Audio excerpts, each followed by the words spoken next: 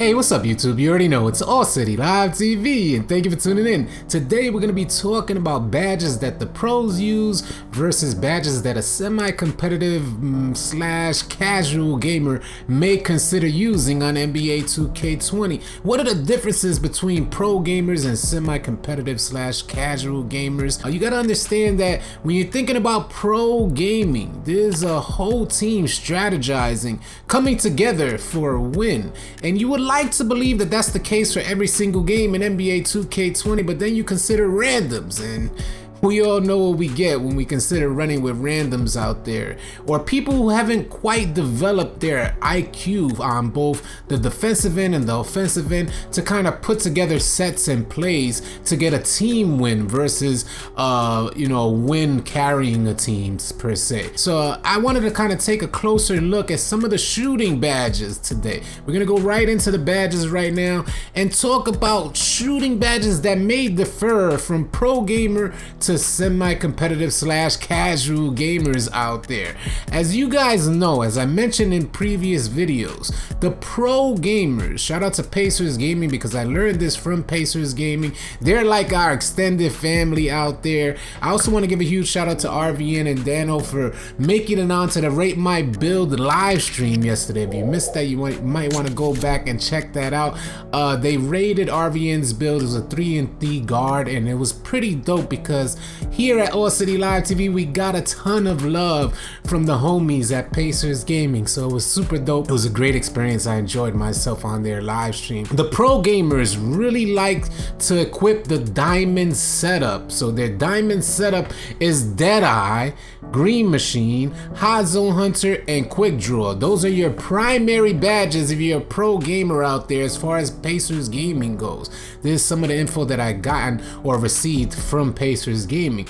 But to add to that, when you consider that you may be a casual type of player, I had this question posed to me in our live stream just the other day on whether or not they should consider catch and shoot corner specialist or Deadeye, and my answer to them was, as you guys can see, I don't have Deadeye equipped. My answer to them is, it depends on the type of game where you're running one and the type of play style you have out there. For me, I think Deadeye is more so if you're bringing the ball up as a shooting point guard. I'm personally not a well-developed shooting point guard, so I'm really only gonna take wide open shots if I have the opportunity, because my shooting IQ is just not there. It's not that advanced as some of these other players out there. So I don't necessarily have Deadeye equipped, although it would be a great addition. If I had a ton of other badges to equip, I would definitely equip Deadeye. But I am a player that will pass the ball off and then cut through to a corner and get the wide open shot, which is why I have corner specialist on silver and catch and shoot on bronze. And the reason why I find those two badges in particular have become my primary badges, catch and shoot on bronze with corner specialist on silver. Those are part of my primary setup with the way that I run in the park. Because of my playstyle, those help me out tremendously, and this is something that I've worked through since the beginning of the year because I always wanted to get my shot off since the beginning of the year. So I found badges that really help accommodate my playstyle, and that's catch and shoot on bronze, corner specialist on silver. Green Machine was a badge that I don't think is absolutely necessary, although the pros may say Green Machine is absolutely necessary. I could understand that a pro gamer would want the highest green window or the widest green window for them to hit or smash these guaranteed shots out there. So the Green Machine, I can understand how a pro gamer may want that, but then you consider a casual or semi-competitive gamer may not necessarily need Green Machine or create a build that allows him the additional badges to equip Green Machine. And this is something that we got to consider also, is build creation.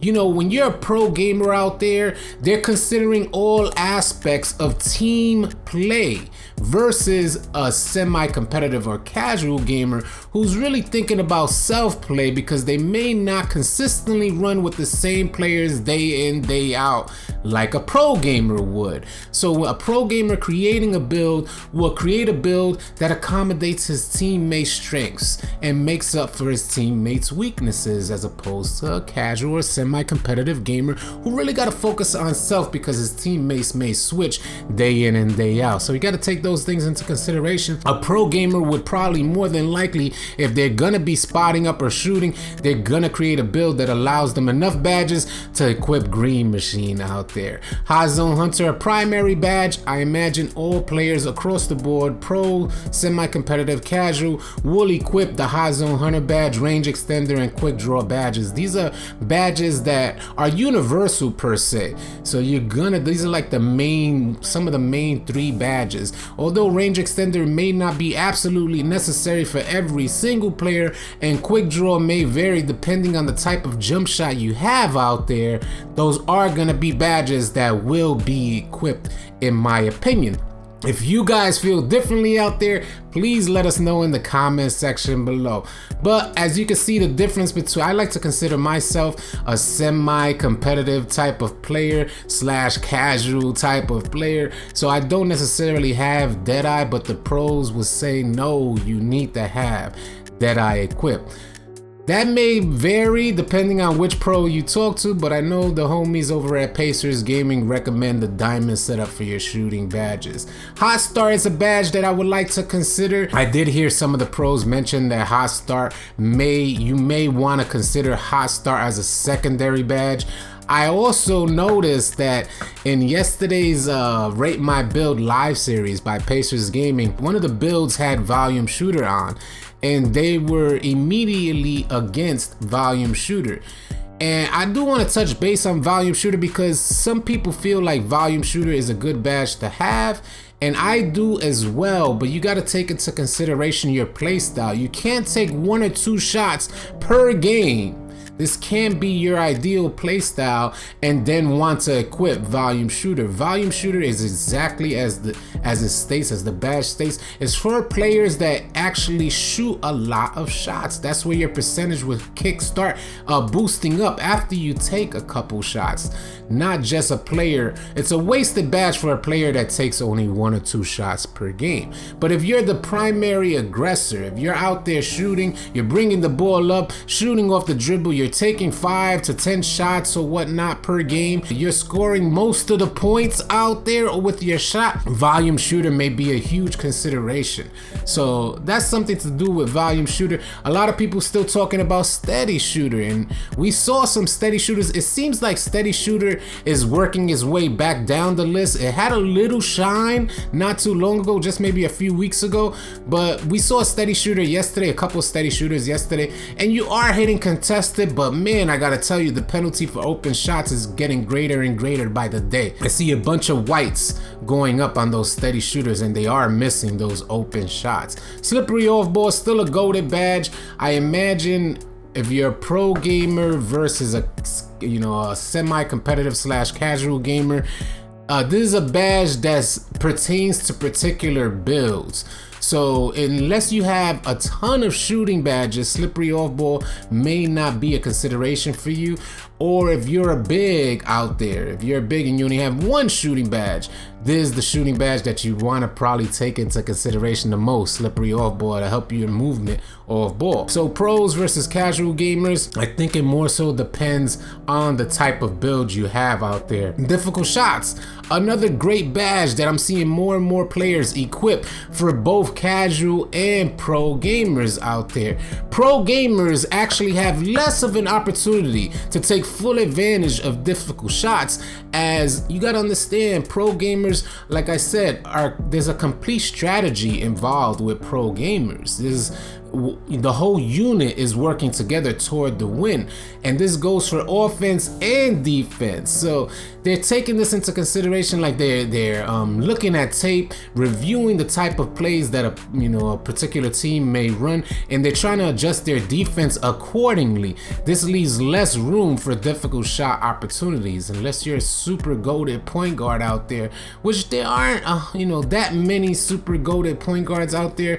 But difficult shots may help you create opportunities that otherwise weren't there. But just know, for a pro gamer, it's a bit more difficult to create those shot opportunities because the defense is working in unison to stop that offense, as opposed to semi-competitive / casual gamers out there that don't necessarily work as one unit, and there may be some weak links in the defense that a good offense could take advantage of with the difficult shots badge. Flexible release. Some people like to say is the high latency badge. I don't necessarily agree with flexible release. I've tried it on multiple occasions and I can't see the full benefits of flexible release. You have to really, I think 2K Labs dropped a video on this not too long ago. Your bar would have to be like 2/3 of the way up in order for you to get the benefits of flexible release. And that means, like, you're talking about real poor shot timing for you to get the benefits of flexible release.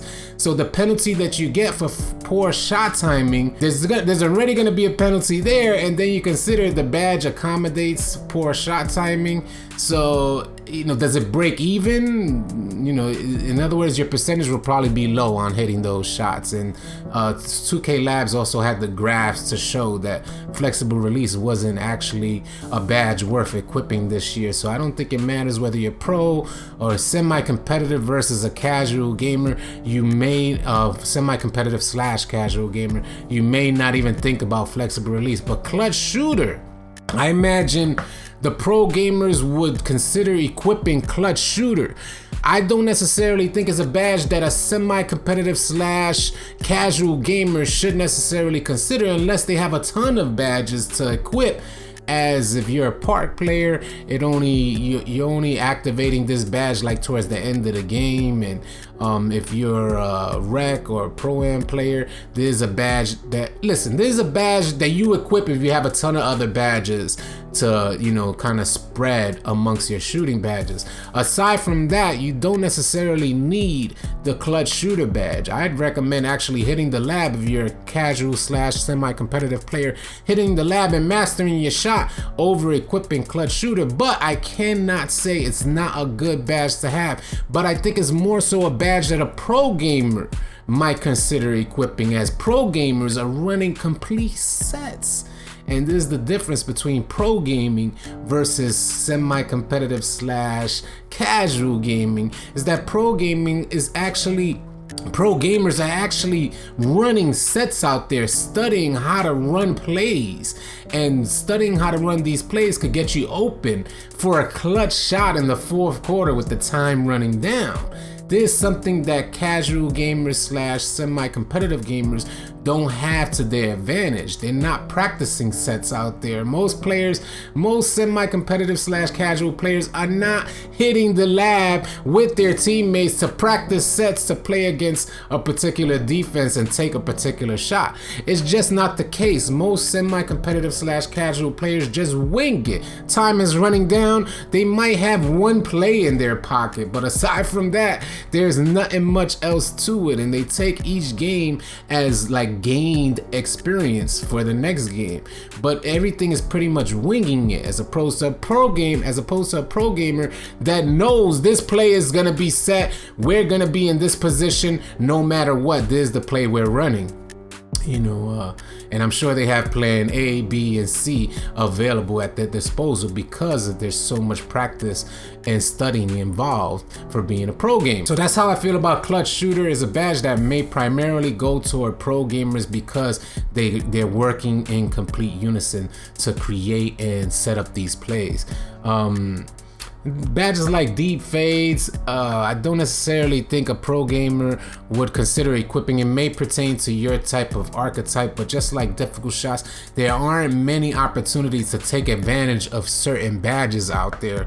And Deep Phase may be a badge more so for casual / semi-competitive type of players out there.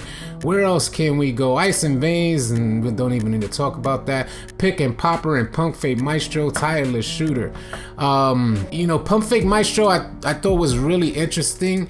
You get that boost, decrease the penalty that comes from shooting after pump fakes. No, it's just a decrease in the penalty.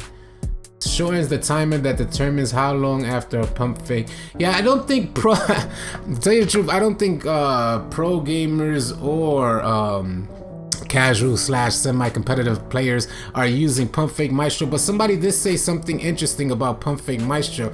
They told me that it works underneath the basket, so when you pump fake underneath the basket, you will get better layup animations as you go up after a pump fake under the basket. So I thought that was pretty interesting. I haven't tried that out, but you guys may want to try it out and let me know what you think. Pick and Popper. Pick and Roller has turned into one of my better badges for finishing. Now, Pick and Popper should be something that you guys may want to consider out there. I don't know if pro gamers necessarily have the ability to take full advantage of Pick and Popper, but I know casual / competitive gamers have a better opportunity to take advantage of Pick and Popper because there's more space out there. So if you're in a threes game or a twos game out there, you may want to take advantage of the shot percentage that elevates when you equip the Pick and Popper badge out there. And Tireless Shooter, I was watching Brother Jones' video and I thought this was really interesting because he is the first content creator that I heard equips Tireless Shooter. He was rearranging some badges on a legend build that I don't know how he got it, but I don't know if he actually reached legend or whatnot, but neither here nor there, he was equipping the Tireless Shooter badge, and I don't know if the effectiveness of Tireless Shooter has increased since patch 13, but I know Brother Jones did equip the badge, and I would like to believe that a pro gamer would consider equipping this badge over a casual gamer, especially being that I have so many games played. I've seen people shoot insane shots out there even when they're blinking. So Tireless Shooter may be a badge to consider for both pro and casual gamers. I would love your feedback out there. Let me know what you guys think about Tireless Shooter. I personally don't have an equipped. I don't know if I will ever create a player that would equip the Tireless Shooter badge. Tireless Scorer used to be used to be called Tireless Scorer, and it used to be one of the best badges to equip hands down, and I got that from Ticino. Ticino was a player who loved the Tireless Scorer badge because he was always shooting while he was blinking, so he would equip the Tireless Scorer badge as high as it can go. It wasn't until NBA 2K20 that it became the Tireless Shooter badge, and it doesn't seem like there are too many people equipping this badge, whether you're a pro or a casual gamer. But I would love your feedback on this badge in particular. So that's what I got for shooting badges. Pro gaming versus semi-competitive / casual gamers. I hope you guys found this video helpful and informative, and if you did, please consider subscribing to our channel, as we're gonna have a ton of NBA 2K20 content coming your way. I'll catch you guys on the next video.